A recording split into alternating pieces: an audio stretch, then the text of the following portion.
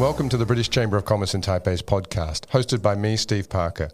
This is a series that brings a fresh perspective to leadership, motivation, and how to succeed by talking to a diverse range of CEOs, business managers, and world-class talent, as well as offering some personal tips to help you in your career. Each episode aims to provide a snapshot into the life and philosophy of some of Taiwan's most successful leaders and to find out more about why leadership matters. This week, we're super lucky to have a very old friend of mine. Well, I'm old, he's a friend. It's Oliver Chang. He's the founder and director of ImpactHub in Taipei. ImpactHub is building strong communities. It's about providing learning opportunities, helping people develop solutions to their businesses' problems, social enterprise and other businesses. He's done a couple of things in his life. He was HR and corporate communications intern at Medtronic, and I think as I've known Oliver, I think one of the threads that's gone through his life is this ability to find great mentors. And I'm sure that Oliver will talk a little bit about that later on. He has a very unique perspective on the future of work.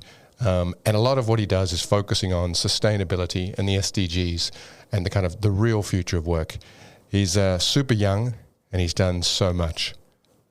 I usually, when I've been talking to people, Oliver, I start just by asking people to kind of give us 3 words that people would use to describe you.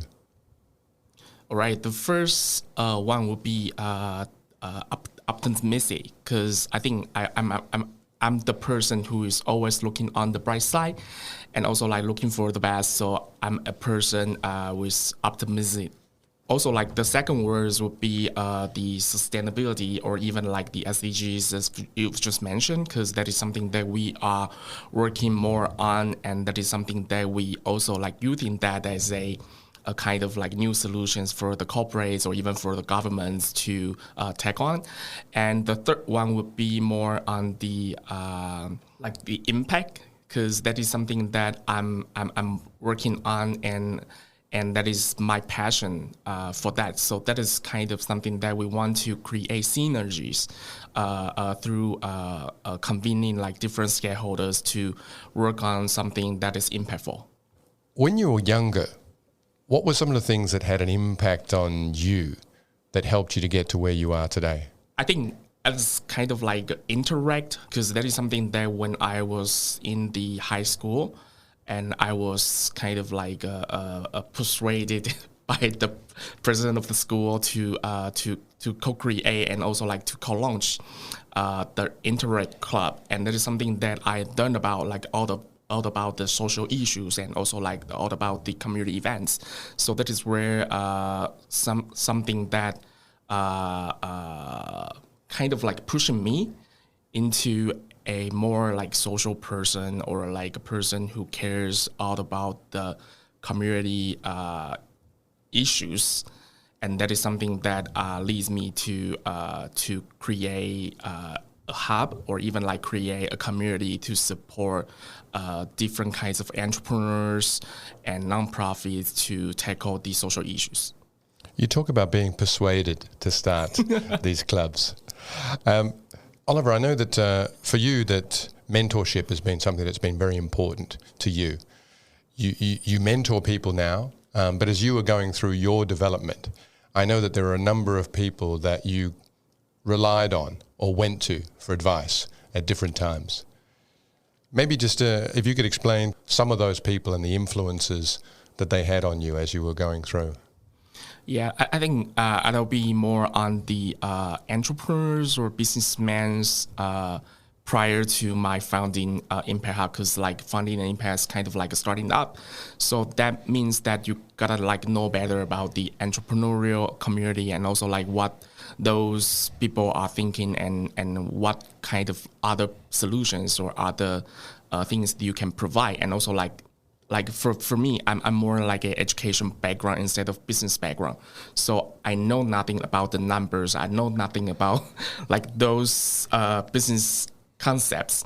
So that is something that I really rely on their supports, and also like seek mentoring and also coaching from those entrepreneurs or businessmen for me to get through everything and get through all of the difficulties. Was it difficult for you to reach out to people for help? I don't think so. Yeah, because I think that is something that is quite interesting for me since university. Because like I was actually taking education my university, and in my university, that all of the courses needs you to ask. So you're kind of like a trend. Like all of us are trained to become like teachers or even like principals or presidents at the schools.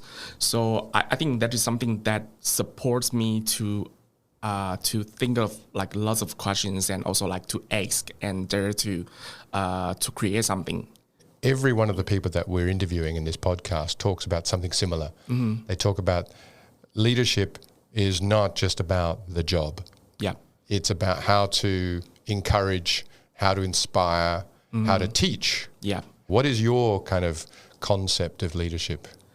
I think for a leader, that should be more kind of giving a direction, and it should be kind of person with a great vision, so that they can direct the followers, and also like to more kind of like facilitate all of the dialogues, or even like to facilitate them on thinking forward. So I think that is kind of some personalities or even like skills that a leader should have.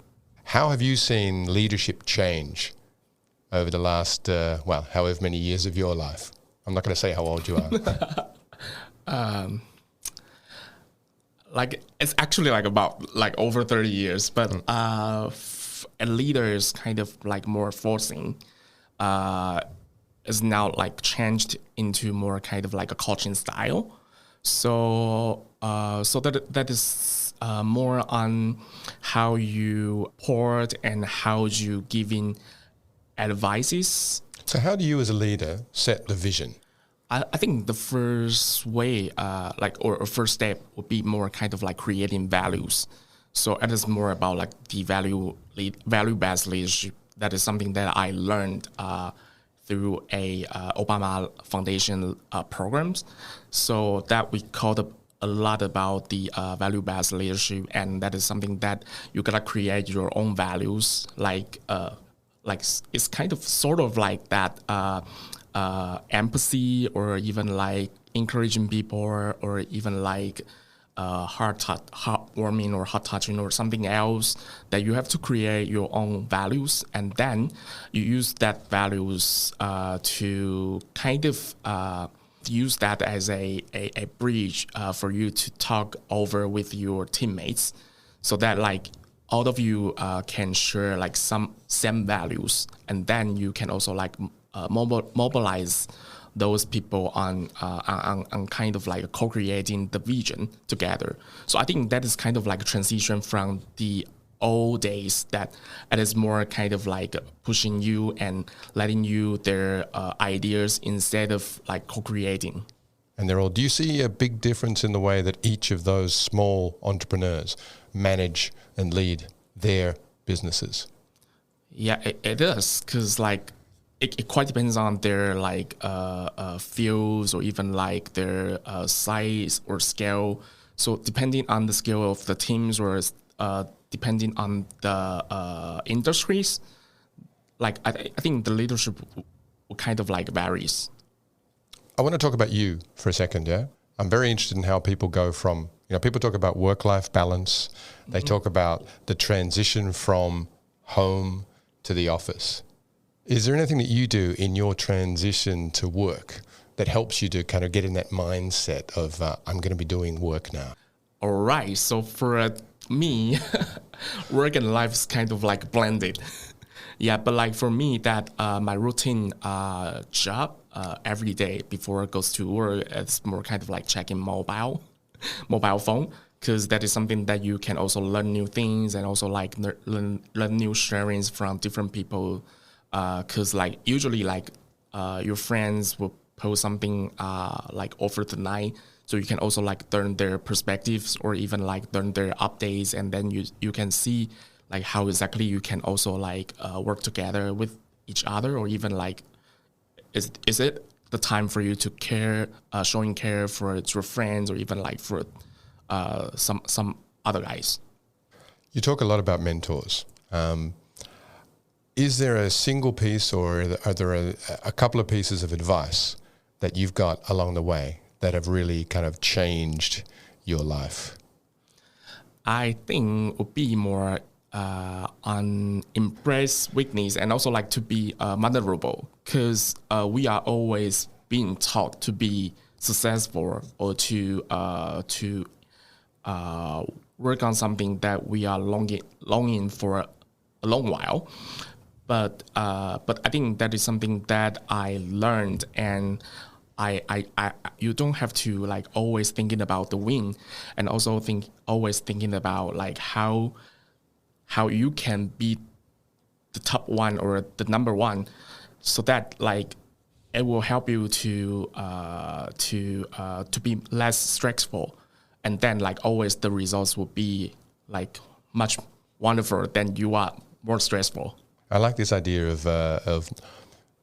redefining what success means. You know, success is not about being number one. Success is about being successful in the way that you define it. Yeah, I know that the Impact Hub has brought out a book, interestingly enough, called Dare to Fail. Yeah, in English. It's available in bookstores now, I believe. I'm looking forward to reading it, and thank you for bringing a copy in today. Can I identify that book? Of course, of course you can.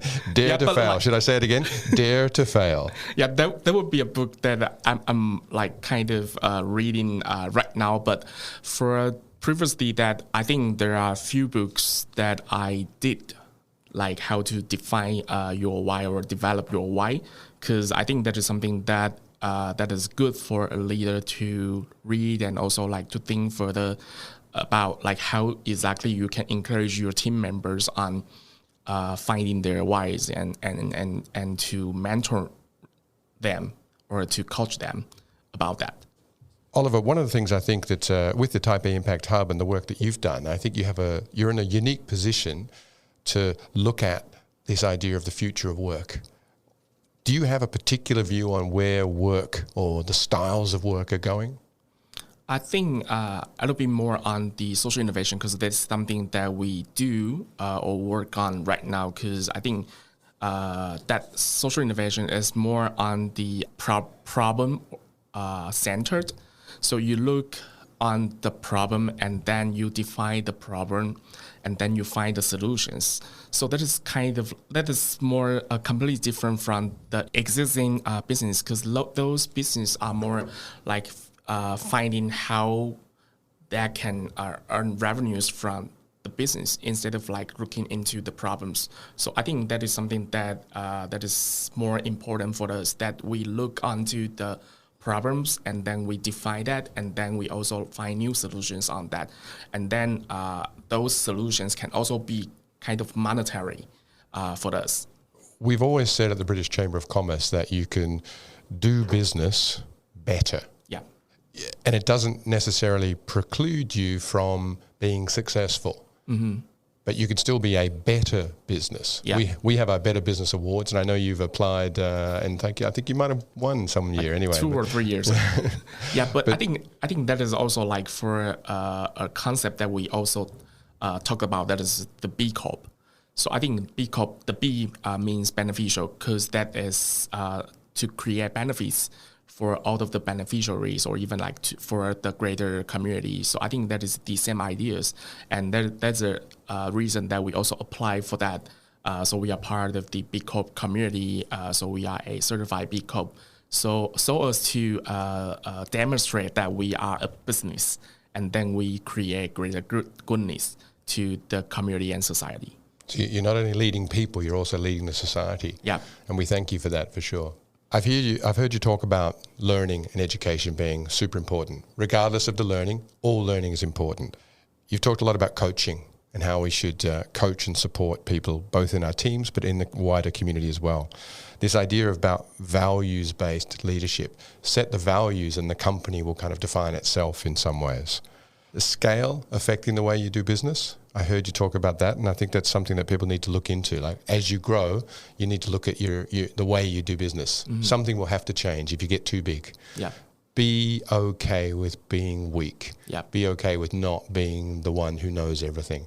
And I think that's something that a lot of leaders need to learn. And this final thing you talked about, which I think was really, really good, was this idea of redefining success.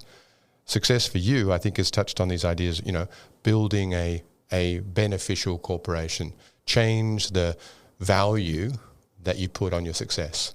And I think if you do all those things, I think as you have done, you'll be very, very successful. Thank you for coming in today. Thank you for inviting me. You can catch this podcast on the ICRT website, Apple Podcasts, Spotify, or wherever you get your podcasts. Just search for the British Chamber of Commerce in Taipei. You can also check out our social media. We're on Facebook, Instagram, LinkedIn, or you can head to our website, www.bcctaipei.com. See you next time on Leadership Matters.